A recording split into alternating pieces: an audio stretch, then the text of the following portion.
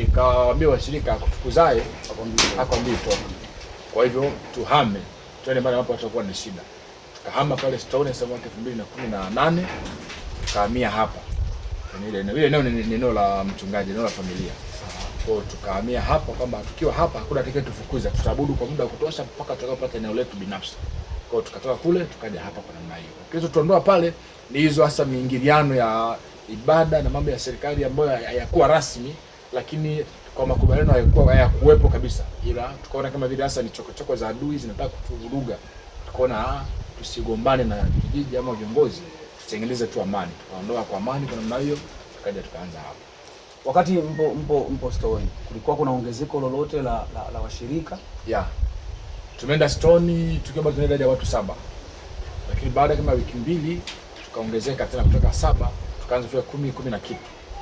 Na kuanzia hapo baada kama wiki 2 mbele wale waliokuwa washirika wa kanisa la PAG baada ya ule mgogoro wao walijikuta wamekosa kabisa mchungaji.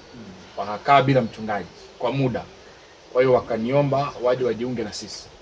Mimi huwa sio mdau sana wa dini, lakini ni mtu ambaye na hofu sana, naogopa sana migongano na dini. Kwa hiyo nikamwambia wale washirika, kama mnataka kuja kujiunga kwa nia njema, andikeni barua ya kuomba kuja kujiunga. Ili isionekane nimewashawishi ninyi kuja kwangu. Maana sisi tunapokuja kuanza huduma wakati mwingine huwa tunatafasiri kwamba tunatafuta washirika wa makanisa yaliyopo tuwavute. Sasa mimi hata katika ushuhuda wangu nilikuwa nikipita nyumba kwa nyumba nikishuhudia watu. Mtu akisema mimi nimeokoka na sasa mara fulani, namwambia basi ubarikiwe uendelee. Simshawishi hata unitembelea, naogopaga sana hiyo. Kwa hiyo waliposema wanaomba kuja kujiunga, nikawaambia hilo. Andikeni barua ili hata kama ikitokea na kutokea ile barua inilinde kwamba mliomba nini, ili mimi sikuwashawishi. Wakafanya hivyo, walikuwa washirika kama 6 mpaka 8 wakati huo. Wakaandika barua, wakaja, tukawapokea kwa namna hiyo. Kwa hiyo tukaendelea kuongezea kwa hatua kipindi hicho sasa. Na Mungu saidia kanisa likaendelea kukua hasa. Yaani tulipofika pale Stone ni kama vile tumefungua mlango wa kanisa kuongezeka. Kwa kuanzia hapo kanisa likaanza kuongezeka kwa kasi. Nadhani umetumia njia kubwa ya ushuhudiaji. Kuna watu wamekata tamaa, wanaona kama ushuhudiaji hauna faida. Unadhani nini kilikuwa nyuma ya ushuhudiaji wako ambao kikakusaidia kuweza kupata washirika hao? Kwanza wale ambao wanadhani ushuhudiaji hauna faida, naweza nikasema ni mtazamo ambao sio sahihi. Uzoefu wangu mdogo nilionao, ushuhudiaji wa nyumba kwa nyumba una matokeo makubwa kuliko hata mikutano ya Injili. Mkutano wa Injili unaweza ukahubiri kwa kutumia gharama kubwa, alafu ukavuna watu wachache sana, na ambao pia watakuja kwa ule moto wa ule mkutano. Baadaye pia unaweza wasidumu, wakabakia wachache zaidi au watu wasiopo kabisa. Lakini ushuhuda wa nyumba kwa nyumba, ukimpata mtu ukamleta, umempata mtu, umemleta kweli, amekuja, amekusudia, amekuja. Kwa hiyo kama kuna watu ambao wamekata tamaa na ushuhudiaji, ni vile hawajajua kwamba ushuhudiaji una matokeo chanya sana kuliko hata mikutano. Mimi nimethibitisha hiyo. Ni changamoto gani hasa ulikuwa unakutana nazo wakati wa ushuhudiaji? Changamoto kubwa ya eneo hili ni swala zima la udini. Unaenda kumshuhudia mtu, unaona kabisa huyu mtu anamhitaji Yesu. Labda ni levi, unaona kabisa maisha yake sio sahihi. Unaenda kusema naye, utamhubiri, utamaliza, lakini anakuambia mwisho wa siku anakuambia, "Wewe unasali dini gani?"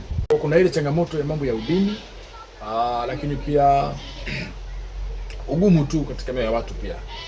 Unaenda unahubiri mtu, wengine wanakuambia sawa tutakuja kukatalii, lakini hawaji. Hiyo ndio changamoto kwa mimi nimeona. Unasema na mtu anakuitikia lakini haonekani. Wengine anakuambia kabisa mimi nasali dini yangu ni fulani hata kama hawaga haendi kanisani. Ulipofika kwenye eneo lako ambalo hapa tulipo sasa hizi, watu hawakupata shaka kwamba kwa nini tukaabudu nyumbani kwako na sisi tutafuta eneo letu? Wakati ule hapakuwa na shaka kwa sababu kwanza hatakuwa na nguvu ya kutafuta eneo kwa fedha yetu. Yaani hatakuwa na nguvu ya kununua eneo. Lakini hatuna mahali pa kwenda. Na hatuna mtu ambaye anaweza kutusaidia eneo lake tukifanyia ibada. Kwa hiyo wakati ule ilionekana kama vile ni fursa au ni muujiza kupata eneo la kujenga nyumba ya Mungu, tukaendelea kuabudu hapo bila shida. Kwa watu tu kwa wakati ule hatukuwa na shida kabisa. Wote tuliona kama hapo ni sahihi kuliko kuendelea kuazima maeneo ya watu. Na nipe picha ya jengo la kwanza kabisa mliotengeneza mahali hapa lilikuwa linafananaje? Ni vitu gani mlitumia kujenga hilo jengo watu ndio waanze kuabudu? Kulingana na mazingira ya huduma changa na watu wachache na nguvu kidogo ya kiuchumi, hatukutengeneza jengo imara sana. Tulitengeneza jengo la kienyeji sana. Tulitumia chini, tuliweka mabua ya mtama na juu tukaweka makavelo yale meusi yale, tukawa tunafunika juu. Kwa muda mfupi akawa inaharibika, tunaweka majamvi tena, tunaweka makavelo hivyo hivyo. Kwa hiyo tulianza na hilo jengo dogo ambalo nadhani urefu wake unaweza kuwa labda kama hatua 7 mpaka 10, nadhani hazikuwa nyingi urefu. Upana zilikuwa hatua kama 4 au 5. Ilikuwa ni jengo dogo lakini wala kutumia mabua ya mtama na makavelo juu. Wakati mnafika hapa kwa kukadiria, mnadhani mlikuwa washirika wangapi mliotoka Stoni mkaja kuanzisha kazi ya Mungu mahali? Mpaka wakati huo tulikuwa tumeshaenda, tuko washirika zaidi ya 20 watu wazima mpaka wakati huo. Mpaka watu 20.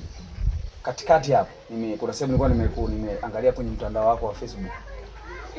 Nilikuwa nimeona umefanya mkutano mwaka jana kuanzia kama tarehe 30 mwezi wa 6 hadi tarehe 6 mwezi wa 7. Hapo nyuma toka kanisa limeanza mmefanikiwa kufanya mikutano mara ngapi? Moja ya changamoto kubwa ambayo imetutesa kwa muda mrefu, swala zima la mkutano. Pamoja na matokeo mazuri ya ushuhudaji wa nyumba kwa nyumba, lakini pia mikutano ina umuhimu wake. Inaitangaza kanisa, lakini pia ina nguvu katika ulimwengu wa roho pia kushambulia anga. Kwa hiyo tulitamani kuwa na mikutano lakini hatukufanikiwa sana. Nilijaribu kutafuta hata watu watusaidie vyombo tufanye mkutano lakini bado ikashindikana. Tukapata mchungaji mmoja ambaye alikubali kuja na speaker yake moja kufanya mkutano. Ulikuwa mwaka 2017 sasa nadhani, tukiwa bado tuko Stone. 2017 akaja tukafanya mkutano wetu wa kwanza mdogo tu. Speaker yake tukafanya mkutano wetu wa kwanza kabisa. Mkutano huo pia tuliambatanisha na sinema usiku. Na ulikuwa na vita kubwa. Watu walikuwa wanakuja kwenye mkutano, wakati mwingine wanawake, watoto wakitoka kwenye mkutano waume zao na kwenda kuwapiga nyumbani. Kwa nini mmeenda kwenye mkutano wa lile kanisa? Mtoto mmoja mpaka alikatwa na panga na mzazi wake. Anatoka kwenye mkutano akamrushia panga kuruka likamkata mguu. Kisa ametoka kwenye mkutano wa kanisa la Pentecost. Wao wanataka sababu. Kwa hiyo mkutano wetu wa kwanza tulifanya 2017. Tangu 2015 tunapata mkutano wa kwanza mdogo 2017. Hapo 2017 hatukufanikiwa kupata tena mkutano. Tulienda baadaye tukapata vyombo kidogo tu kwetu wenyewe, tukaanza kufanya ile injili za mitaa. Tukahubiri hapo center, tukaenda tukahubiri Kusenyi, tukaenda speaker zile ndogo za single 2. Lakini hatujaita sana kama mikutano, maana tuliona kama vile ni injili ya mitaa, hatukuona kama ni mkutano mkubwa. Lakini kutoka mwaka 2017 tumekuja kuhubiri mkutano mwingine sasa ambao tunasema ni mkutano mkubwa mwaka juzi. Hii tupo 2026 mwaka 2024 mwaka juzi ndio tumekuja kuhubiri sasa mkutano mkubwa. Tuna uwezo tulikuwa na uthubutu kusema sasa huo ndio huenda ndio mkutano wetu wa kwanza kutengeneza kama kanisa kwa gharama kubwa. Tulifanya mwaka 2024.